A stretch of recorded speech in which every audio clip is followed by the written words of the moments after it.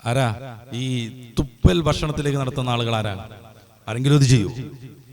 ഒരു സയ്യിദ് അവർ ഇങ്ങനെ ഖുർആൻ ഓതിയിട്ട് ഊതിയതാണ്. അതിൽ വിശ്വാസി അത് അംഗീകരിക്കുന്നതാണ്. പരിശുദ്ധ ഖുർആനിലെ 17-ാം അധ്യായം അൽ-ഇസ്രാഇന്റെ 82-ാമത്തെ വചനത്തിൽ വനുനസ്സിലു മിനൽ ഖുർആനി മാ ഹുവ ശിഫാഉൻ എന്ന് പറയുന്നിടത്ത് പൂർവികരാവുന്ന പണ്ഡിതന്മാർ അത് വിസ്തരിച്ച് തന്നതുമാണ്.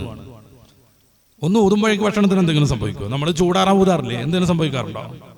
ഊതണോ ഊതണ്ടേ എന്നുള്ളത് വേറെ കാര്യം. ചൂടാറാൻ വേണ്ടി ഊതണോ ഊതണ്ടേ എന്നുള്ളത് മറ്റൊരു കാര്യം. മതം പ്രോത്സാഹിപ്പിക്കുന്ന സാധനമല്ല. പക്ഷെ എല്ലാവരും വ്യാപകമായി ചെയ്യുന്നതല്ല ചൂടാവാൻ വേണ്ടിയിട്ട് ഊതൽ. എന്നിട്ട് എന്തെങ്കിലും പറ്റുന്നുണ്ടോ? ഇല്ല. അപ്പോൾ സയ്യിദ് അവർകൾ ഭക്ഷണത്തിലേക്ക് ഊതി എന്നതുകൊണ്ട് ഒന്നും സംഭവിക്കില്ല. പക്ഷേ ഹലാൽ ഫുഡ് എന്ന് പറഞ്ഞാൽ തുപ്പിയ ഫുഡാണ് എന്നിടത്തിലേക്ക് സൈബർ ആക്രമണം വഴി എത്തിക്കാൻ പലർക്കും സാധിച്ചു.